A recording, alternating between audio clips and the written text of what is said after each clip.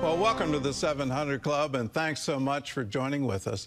The Supreme Court has agreed to hear a case challenging a Colorado law that bans conversion therapy for minors struggling with gender identity. This case comes as President Trump moves to ban federal funds for hormones and gender surgeries for children. Advocates for this lucrative field of medicine are fighting back as Trump's actions could mark the beginning of the end for the country's transgender movement. Heather Sells explains. Just days after the president issued his executive order, trans activists hit the streets of New York in a panic. Analyst Mary Rice Hassan says that's because the Protecting Children from Chemical and Surgical Mutilation order comes with powerful strings attached. Principally, it's the power of federal funding, saying that organizations, whether it's a hospital, a medical practice, anyone who is taking federal funds, they are now going to feel the squeeze because their institution is going to risk losing federal funds if they choose to continue with these procedures. It comes down to Trump versus a highly profitable industry. Attorney Sarah Parshall-Perry at the Heritage Foundation estimates doctors typically pocket $8,000 for each pediatric gender surgery. There are 1,100 clinics and hospitals coast to coast that perform these procedures, and now they're going to have to think long and hard to see whether or not this will be continuously profitable for them to do so.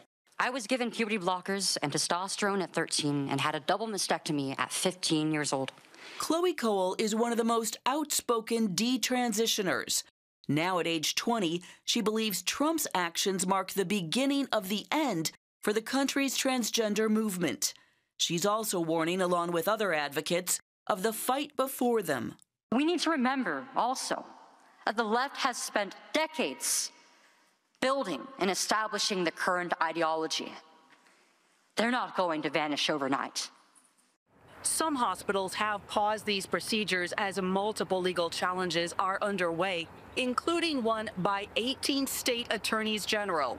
It argues that the federal order conflicts with state laws that guarantee access to these treatments.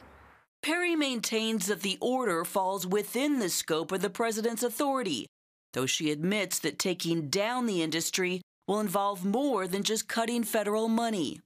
I do think it's going to take medical malpractice on a grand scale. Lawsuits like the one Cole has filed against healthcare giant Kaiser Permanente. Those of us who have detransitioned need to continue to file lawsuits to hold our doctors accountable. Hassan says what could help those lawsuits is a federal law expanding the statute of limitations so that young adults can have time to process their trauma and come forward. The medical advocacy group Do No Harm notes one prominent group, the American Society of Plastic Surgeons, has expressed doubts about the effectiveness of trans surgeries for kids. Still, Do No Harm says the public should not ignore the pain that gender confusion can cause. We understand that these children are really suffering, whether that be with anxiety, depression, autism. These children need care. They need compassionate care from mental health professionals that are free to work in a reality basis. Heather Sells, CBN News. Well, there's a study out of Great Britain that showed that even after the surgeries, the mental health issues, the depression, the anxiety, all of those things didn't change, that it wasn't effective to solve that issue. It just makes no sense to me to have children go through these procedures. If you're an adult and you're making that decision for yourself, and this is what you want to do, and you're willing to pay for it, then okay. But to require this to happen to children, it just literally, it makes no sense to me.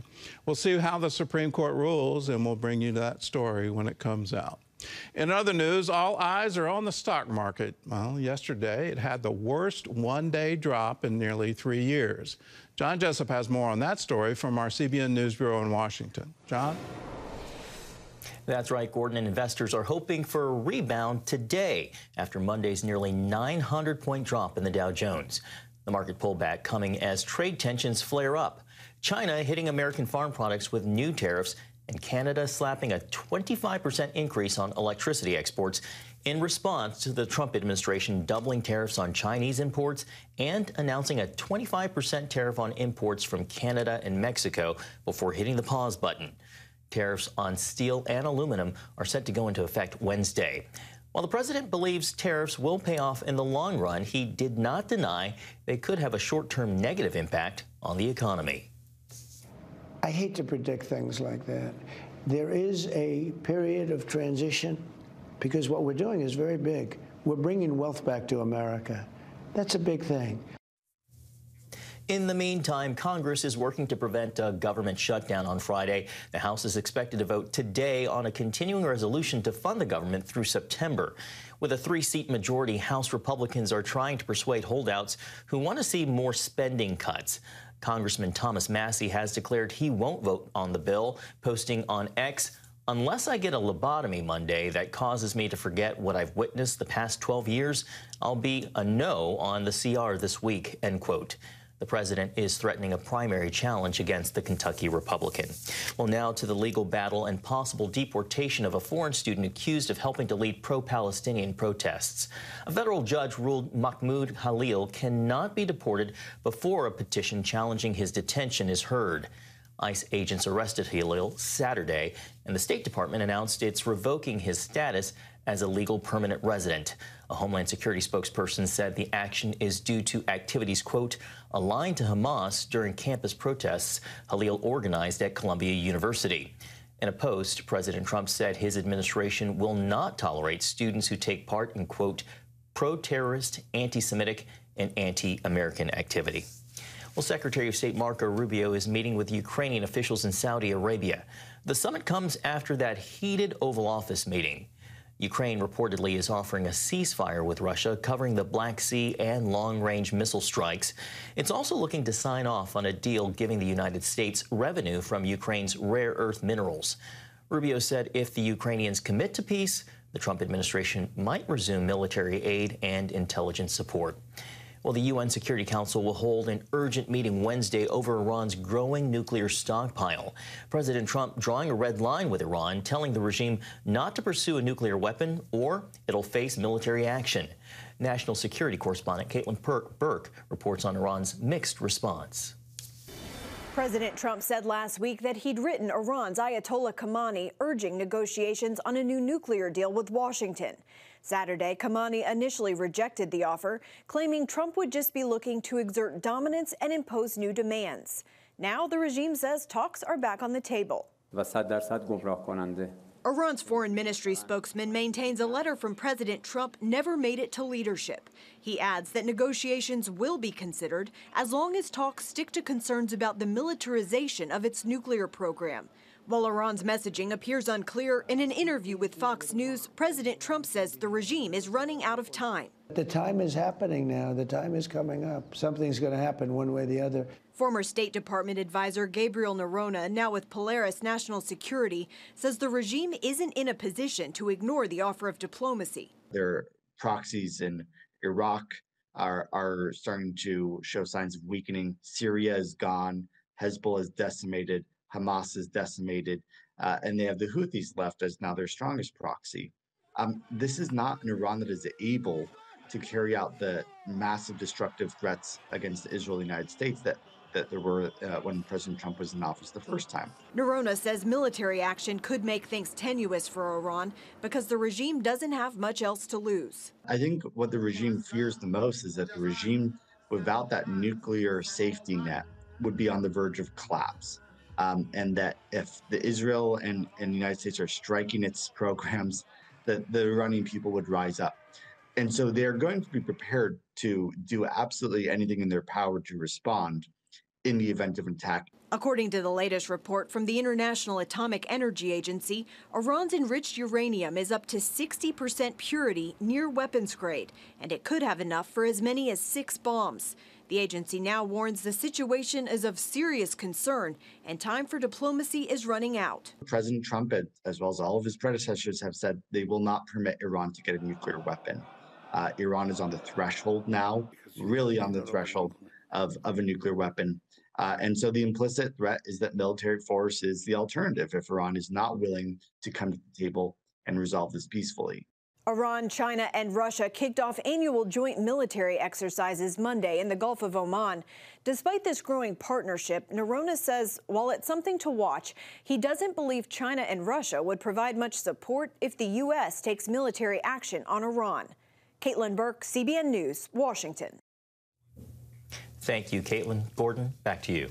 Well, this is a very serious situation, and when you look at Iran's energy resources, for them to develop that many nuclear sites and claim to the world, we're doing it so that we can have nuclear energy, you've got to be kidding.